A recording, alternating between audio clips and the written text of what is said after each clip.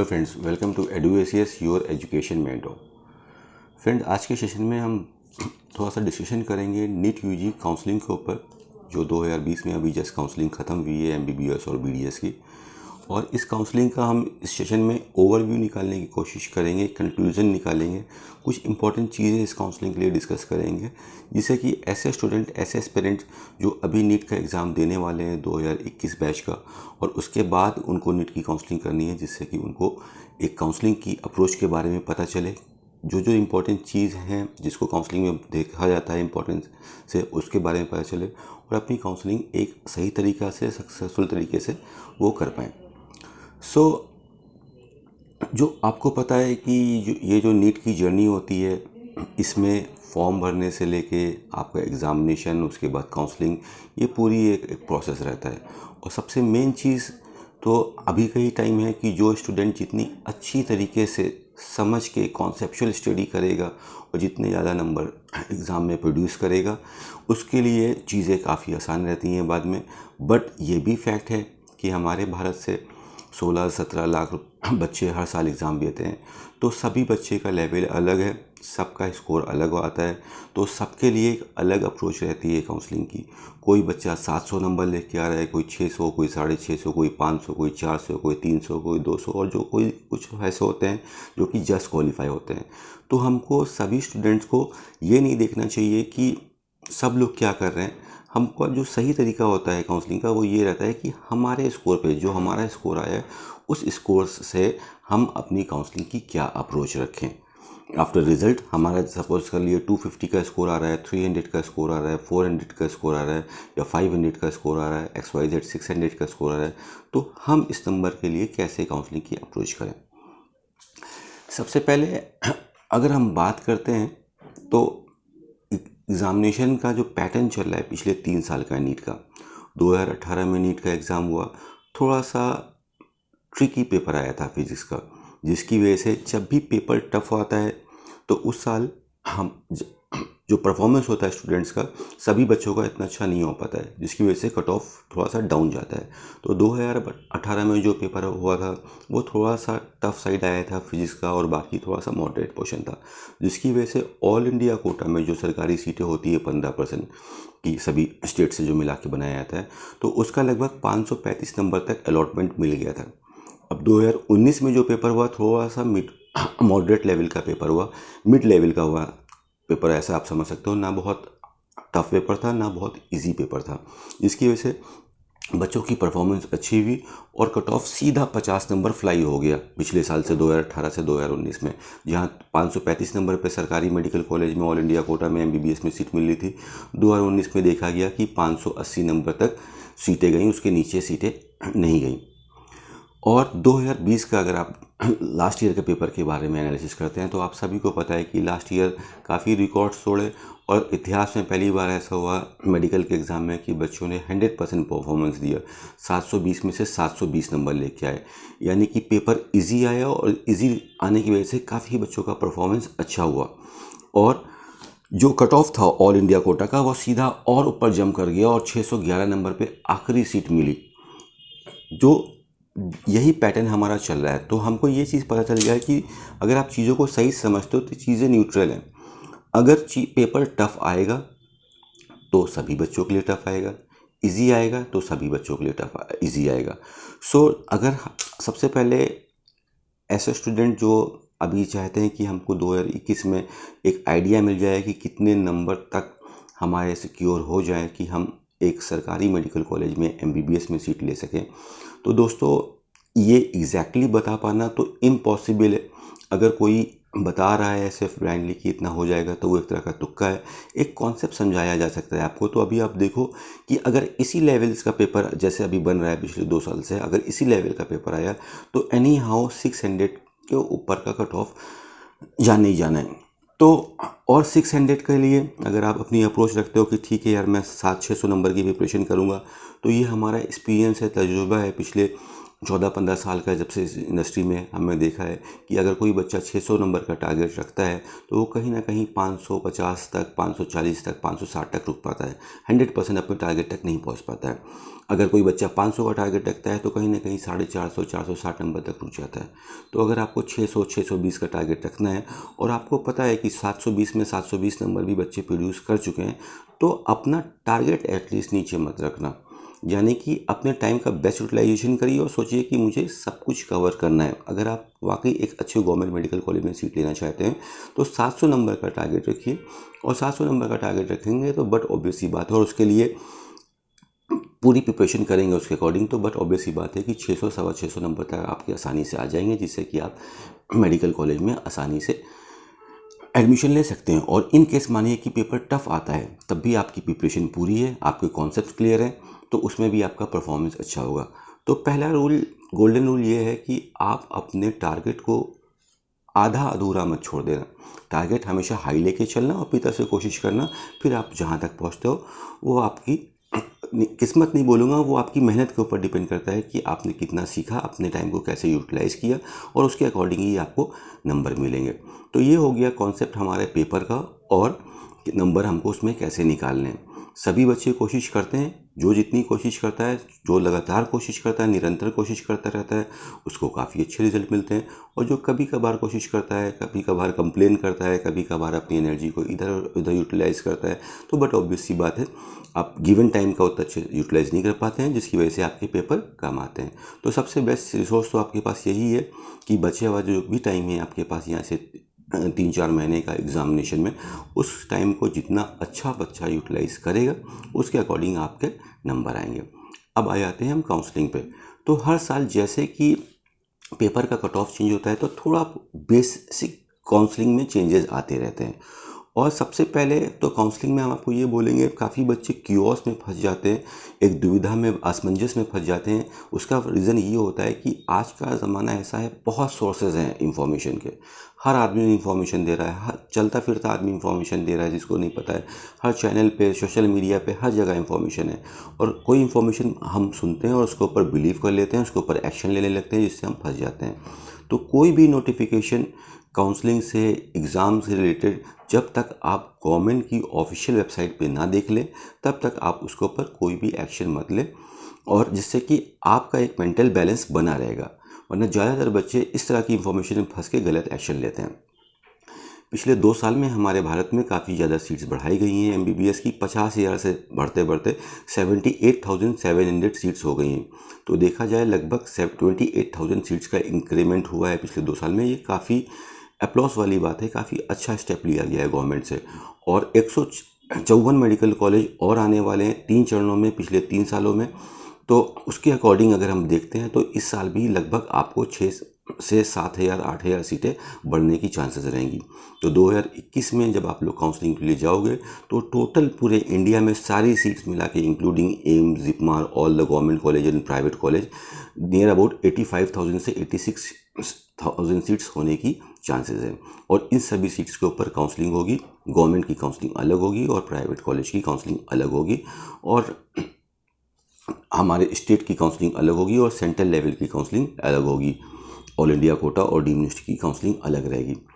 अब काउंसलिंग में देखिए, एक स्वाभाविक सी बात है, कोई भी बच्चा हो, उसका स्कोर कम हो या उसका स्कोर ज़्यादा हो, लेकिन सबकी जो वांट्स हैं, जो सबका जो एक्शन है, जो सोच है, वो एक ही तरह है। 99% सभी लोग चाहते हैं कि हमको अच्छे से अच्छा मेडिकल कॉलेज मिले और कम से कम फीस हमको देनी पड़े।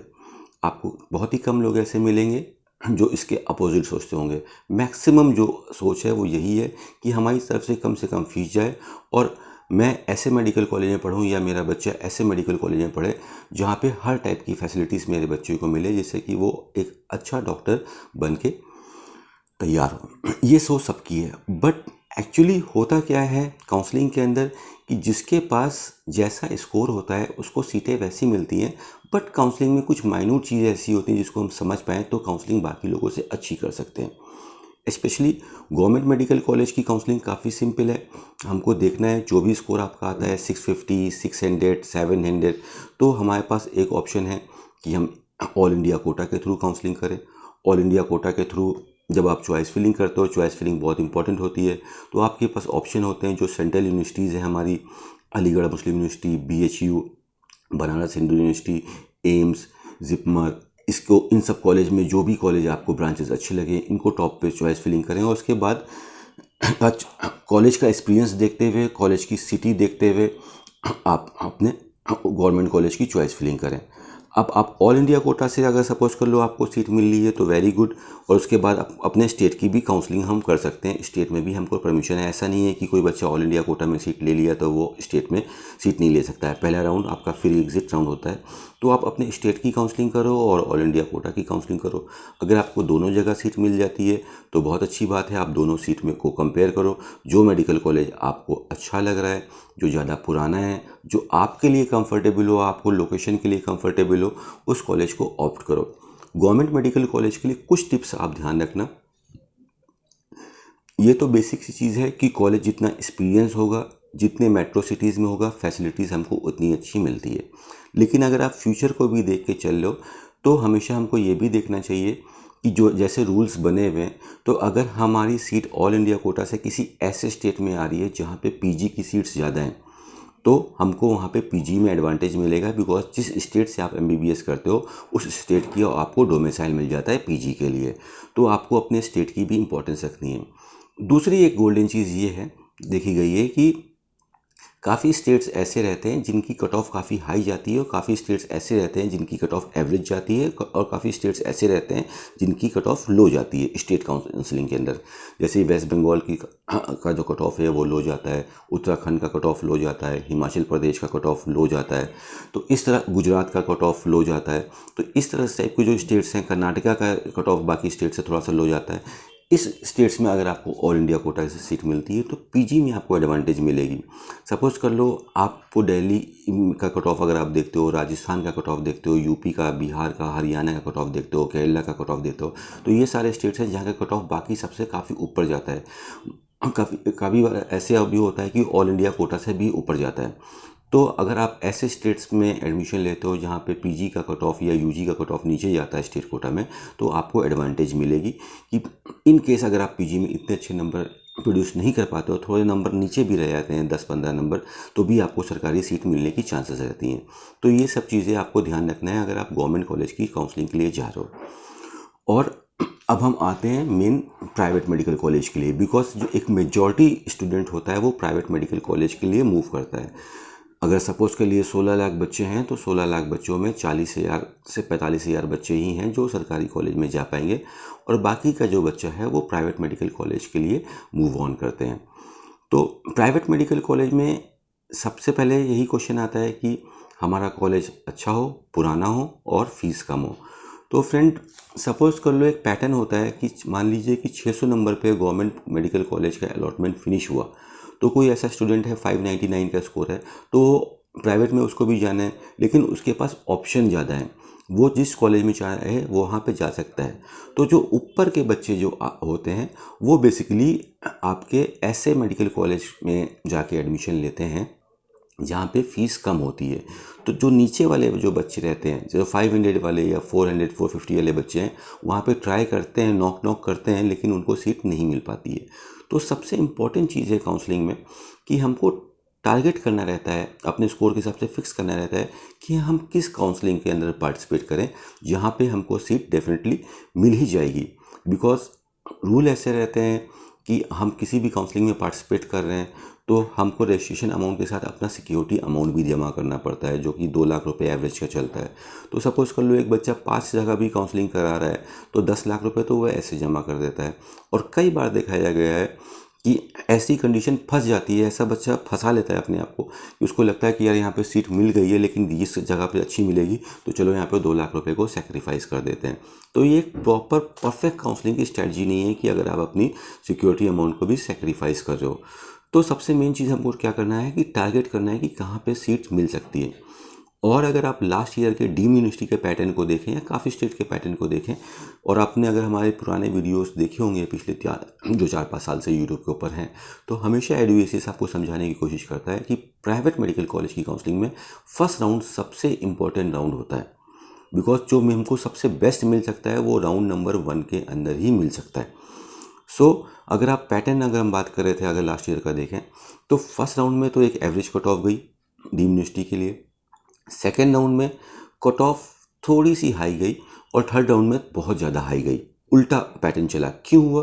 बिकॉज लास्ट ईयर में काफ़ी ऐसे बच्चे जो हाई स्कोर लेके आए थे, गवर्नमेंट मेडिकल कॉलेज में ट्राई कर रहे थे, उनको सीट नहीं मिली, तो वो बच्चा आ गया प्राइवेट मेडिकल कॉलेज में एडमिशन लेने के लिए, और खासकर ऐसे मेडिकल कॉलेज में एडमिशन लेने के लिए जिसकी फ़ीस कम थी। तो नीचे वाले जो बच्चे वेटिंग में थे, जिनको लग रहा था कि अब कट ऑफ नीचे आएगी और मेरा नंबर लग जाएगा, उनके सामने बिल्कुल बाउंसर वाली कंडीशन आ गई, वो बाउंस हो गया और वो समझ नहीं पाए और सीट ऊपर के लिए निकल गई। और काफ़ी बच्चे ऐसे भी होते हैं जिनको गवर्नमेंट सीट नहीं मिल रही है, कुछ नंबर से मिस हो गई है, लेकिन वो भी ट्राई करते रहते हैं गवर्नमेंट में। जब उनको नहीं मिलती और लास्ट में लगता है कि यार साल निकल जाएगा, तो चलो प्राइवेट मेडिकल कॉलेज में ही सीट ले लेते हैं। तो लास्ट राउंड काफ़ी सरप्राइजिंग राउंड होता है। अगर ऑफलाइन काउंसलिंग में ऐसा देखा जाता है कि ऑफलाइन काउंसलिंग में थोड़ा सा ऐसा रहता है, और फिलहाल जो अभी कंडीशन चल रही थी कोविड की कि काफ़ी लोग इग्नोर भी कर रहे थे ट्रैवल को जर्नी में, तो ऑफलाइन काउंसलिंग में तो कट ऑफ बट ऑब्वियसली बन गई है। जैसे कर्नाटका में कट ऑफ लास्ट राउंड में मॉपअप में नीचे हो गई, डाउन हो गई। लेकिन जहाँ पे ऑनलाइन काउंसलिंग भी, ऑनलाइन काफ़ी कंफर्टेबल रहता है, आप घर से बैठ के, अपने ऑफिस से बैठ के, कहीं से भी बैठ के आप अपनी काउंसलिंग को कर सकते हो।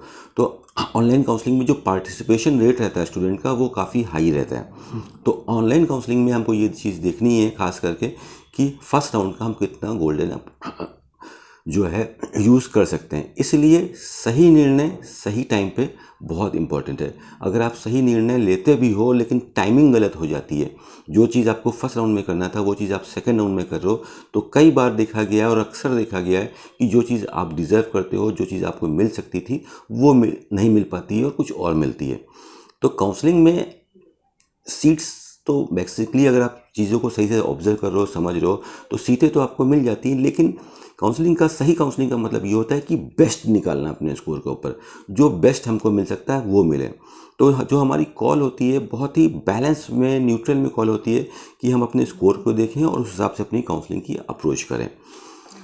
तो लगभग हमने बात करी कि 2021 में हम देख सकते हैं कि 85 से 86 हज़ार सीटों के लिए काउंसलिंग होगी सारे कॉलेज को मिलाते हुए।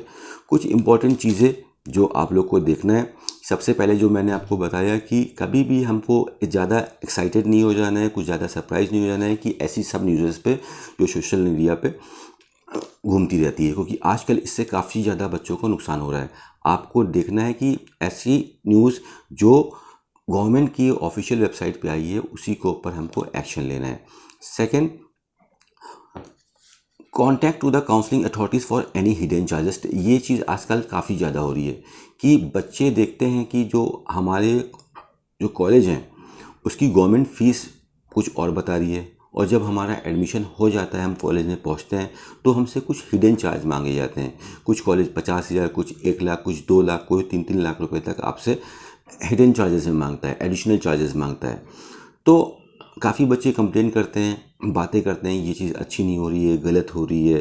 तो देखो दोस्तों, बातें करके तो कुछ नहीं होता है, बातें करके तो हमको नंबर भी नहीं मिल सकते अच्छे नीट में। अच्छे नंबर लाने के लिए हमको क्या करना पड़ेगा? एक्शन लेना पड़ेगा, ठीक है, मेहनत करनी पड़ेगी। तो अगर ऐसा कहीं पे आपके साथ हो रहा है, तो जो काउंसलिंग अथॉरिटीज़ हैं, गवर्नमेंट काउंसलिंग कराती है, गवर्नमेंट की सारी रिस्पॉन्सिबिलिटी, उसी को आप फीस देते हो, तो आपका फ़र्ज़ बनता है कि आप उनको इन्फॉर्म करो कि हमारे साथ ऐसा ऐसा हो रहा है। और देखा गया है 99.99% केस में, ऑलमोस्ट 100% केस में, कि जब भी स्टूडेंट ने गवर्नमेंट की हेल्प ली है, उनको बिल्कुल हेल्प मिली है और उनसे किसी भी प्रकार के हिडन चार्जेस नहीं लिए जा रहे हैं। तो इस बर्डन को अपने सर पर लेके नहीं घूमना है। तो आपने बीमारी देखी, बीमारी का सॉल्यूशन करिए, उससे बाहर निकलिए। तो if any buddy charging you additional charges, कुछ हिडन चार्जेस मांग रहे हैं जो कि गवर्नमेंट ने पहले से डिक्लेयर नहीं किए थे, तो आप काउंसलिंग कमेटी के पास जाइए, मेल के द्वारा, टेलीफोन के द्वारा कांटेक्ट करें। और अगर नहीं हो पा रहा है कांटेक्ट, तो आप पर्सनली जाएं उसके ऑफिस में और वहाँ पर जाके ये इसके संबंध में आप उनको नोटिफिकेशन दें। तो बिल्कुल आपको ये जो प्रॉब्लम हिडन चार्जेस की इंडिया के अंदर चल रही है पिछले 3-4 साल के अंदर, काफ़ी ज़्यादा बढ़ी है, ये सॉल्व हो जाती है। एडुएसीएस के थ्रू जितने भी बच्चे प्लेस हुए हैं पिछले 5-6 साल में, हर साल जो प्लेस होते हैं, तो हम लोग बच्चों को ये बोलते हैं कि सर अगर आपसे कोई चीज़ गलत की जा रही है तो आप एटलीस्ट उसके बारे में आगे बताओ तो गवर्नमेंट को, तभी उसके ऊपर कोई एक्शन होगा। और जो पेरेंट्स इसके ऊपर बताते हैं उनके को बिल्कुल रेमेडी मिलती है गवर्नमेंट की तरफ से, और किसी भी प्रकार के हिडन चार्जेस नहीं लिए जाते हैं। तो ये चीज़ आपको बहुत देख के काम माइंड से समझ के आगे चलना है। और जैसे मैं आपको बता रहा था, सिक्योरिटी अमाउंट के बारे में काफ़ी ध्यान रखना रहता है कि इसके ऊपर पेनल्टी ना लग जाए। तो और आपको देखना है कि सही टाइम पे सही निर्णय हम क्या ले सकते हैं। अब ये सब चीज़ों को आप देखो और इसके अकॉर्डिंग आप काउंसलिंग के लिए उतरो। अगर आपका स्कोर 200 नंबर का आ रहा है और आप ऐसे किसी कॉलेज में टारगेट कर रहे हो कि सपोज़ कर लो यहाँ पे मुझे 8 लाख 9 लाख 10 लाख रुपए की फ़ीस मिल जाएगी, तो आप उसमें ट्राई करो, एक राउंड ट्राई करो, लेकिन उसके ऊपर डिपेंडेंट भी मत हो जाओ। आप पैरेलल साइड में ऐसा भी देख के चलो कि भाई यहाँ पे अगर मिल जाती है तो बहुत अच्छी बात है, अगर नहीं मिलती है तो हम ऐसी जगह भी ट्राई करते रहे जहाँ पर हमको सीट मिल सकती है।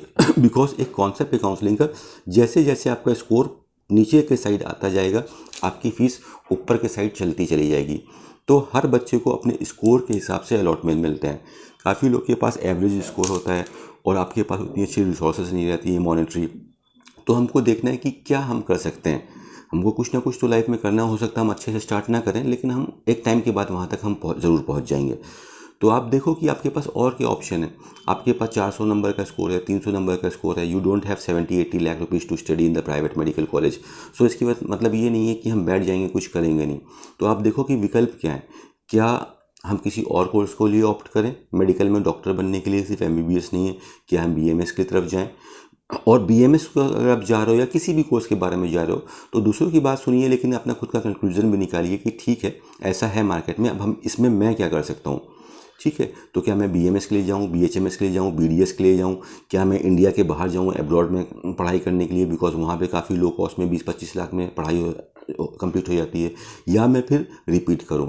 रिपीट को लास्ट ऑप्शन में रखा करिए। रिपीट की भी स्ट्रेटजी सबके लिए अलग अलग देखी गई है फ्रेंड्स, कि सपोज़ कर लो आप 650 का टारगेट लेके चलो या 600 का टारगेट लेके चलो, आप 300 से रिपीट कर रहे हो तो देखा गया है कि सक्सेस रेट उतना ज़्यादा नहीं रहता है। लेकिन हाँ, कुछ नंबर से मिस हो रहा है आपका, 10 20 50 60 70 नंबर, 100 नंबर से, 120 नंबर से या 150 नंबर का गैप है, तो उसको फिलफिल किया जा सकता है। बट दोबारा से ज़ीरो से स्टार्ट करके आप वहीं से स्टार्ट नहीं कर सकते हो। दोबारा से आपको सोचना है कि जो हो गया सो हो गया, अब दोबारा से मैं ज़ीरो से स्टार्ट करूँगा, पूरा सिलेबस कवर करूँगा और फिर से आगे जाऊँगा।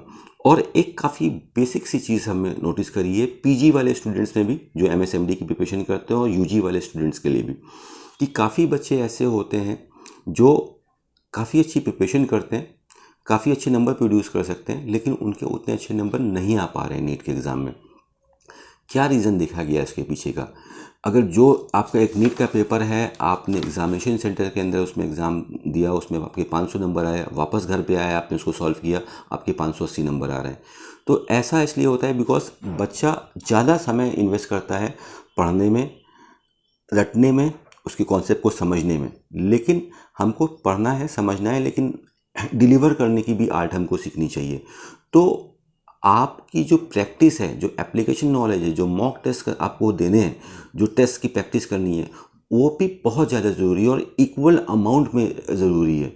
तो आपकी एक अच्छी तरह से हैबिट हो जानी चाहिए आपके एग्ज़ामिनेशन सेंटर में जाने से पहले, कि आपको 3 घंटे का कैसे यूटिलाइजेशन करना है, कैसे 180 मिनट में 180 क्वेश्चन आपको सॉल्व करने हैं।